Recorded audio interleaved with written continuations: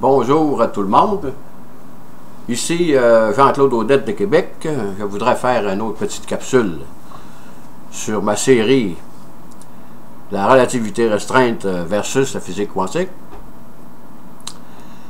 Là, je voudrais vous parler du comment je vois le choix retardé de John Archibald Wheeler. Mais auparavant, il faudrait faire un petit retour en arrière là, pour expliquer que c'est toujours l'histoire des fentes de Young. Quand on parle des fentes de Young, quand on regarde, quand on va voir ce qui se passe, l'électron agit plus comme une onde, il agit comme une particule. Vous voyez, c'est le tracé rouge qu'il y a ici. Là. À ce moment-là, si je me bouche les yeux, si je ne regarde pas, l'électron va faire une onde comme ça. Autrement dit, l'électron va interférer avec lui-même, et il va passer à travers les deux fentes de Young en même temps, et il va créer des zones d'interférence. Et ça va faire ça sur le panneau réfractaire. Vous allez avoir des raies, là. La plus importante va être au centre, là. Vous allez avoir des raies où ce que les électrons, les zones d'interférence se sont produites. Mais là, il y avait un détecteur D1, disons.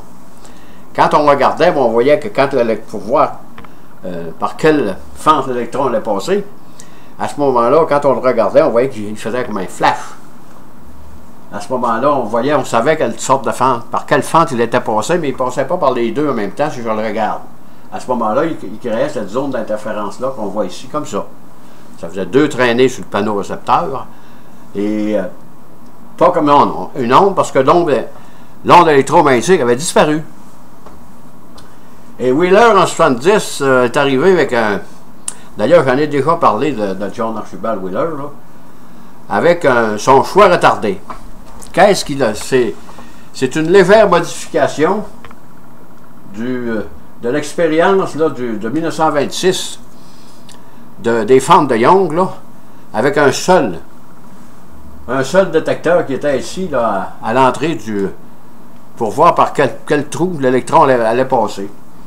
Lui, il s'est dit, je vais mettre un détecteur le plus proche possible du panneau récepteur. J'ai mis le D2 ici, là, puis il y a le D1 là.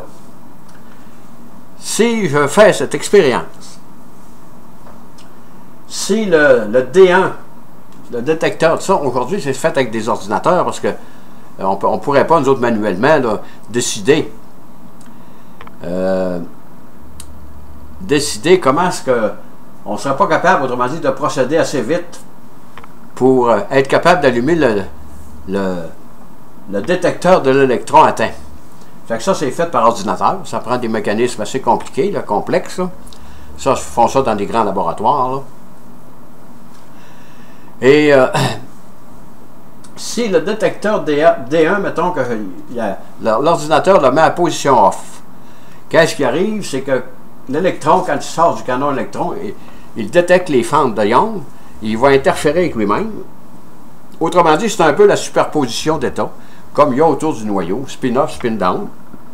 Il interfère avec lui-même, il passe par les deux fentes de Young en même temps pour créer des zones d'interférence sur le panneau récepteur. Et maintenant, si le D1, mettons, est à on, et le D2 est à off, à ce moment-là, vous allez avoir encore la même chose sur le panneau récepteur, sauf que vous allez revenir à une particule. Parce qu'en l'observant là, c'est vrai qu'il a passé à travers les fentes de Young, donc il s'est dit, je suis une onde. Il faut que je passe par les deux trous en même temps. Mais lui, il ne sait pas qu'il y a un détecteur là-bas, l'électron. Là. Fait que lui, il agit comme une onde. Il passe par les deux fentes en même temps. Et quand pour arriver au panneau récepteur, à ce moment-là, j'allume pour voir comment est-ce qu'il va se comporter. Bien, à ce moment-là, ça ne peut pas marcher non plus parce qu'il redevient une corpuscule. Et si D1 est off et D2 est on, à ce moment-là, c'est une particule. Et si le D1 est à on et le D2 est à off, c'est encore une particule. Si les deux interrupteurs, autrement dit, si je ne regarde pas, il va se comporter comme une onde. Mais si je regarde, peu importe où je vais l'observer, il va redevenir une particule. Fait qu'est-ce que c'est dit? C'est sûr que l'électron, il voyage, il s'en vient comme ça, il passe à travers les fentes de Young, il s'en vient comme ça. Mettons qu'il est rendu là. À ce moment-là, mon détecteur, je ne l'ai pas allumé encore. Donc, lui, il a fait les deux fentes en même temps. Il a passé par les deux fentes de Young. Donc, il va créer des ondes d'interférence sur le panneau récepteur. Mais lorsque je l'observe, tout disparaît. Parce que je brise, en l'observant, je brise son onde électromagnétique. Et à ce moment-là, il redevient une particule. La seule chose qui reste, c'est une particule. Et moi, je vois ça, quand j'interprète ça avec la relativité restreinte, à ce moment-là, on sait que l'onde électromagnétique va à la vitesse de la lumière. Parce que la lumière est une onde électromagnétique. Donc, c'est une onde électromagnétique. L'électron est allumé d'une onde électromagnétique de 1H. À ce moment-là, peu importe où je vais l'observer, il va toujours redevenir une particule. Mais moi, je ne crois pas au choix retardé parce que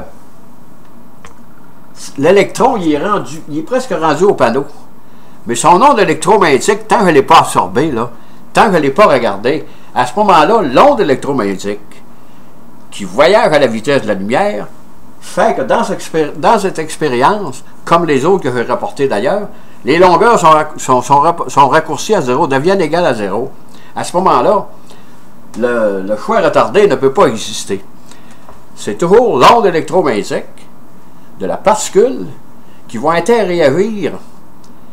Autrement dit, l'électron peut interagir avec lui-même parce qu'il est animé d'une onde. Et si vous faites disparaître, en observant une particule subatomique, que ce soit, on parle des électrons, on peut parler des photons. Moi, j'aime mieux parler des électrons parce que c'est plus concis, là, mais c'est plus facile avec des photons. Et ils ont des particules. À ce moment-là, il faut essayer de séparer ça pour comprendre vraiment qu'est-ce qui se passe dans la physique quantique. Et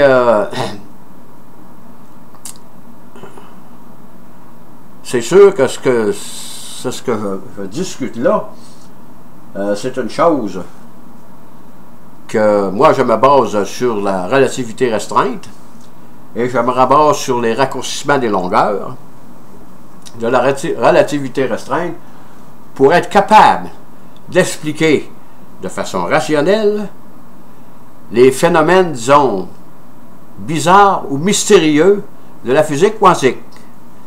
Sur ce, je vous dis bonne écoute, merci et au revoir.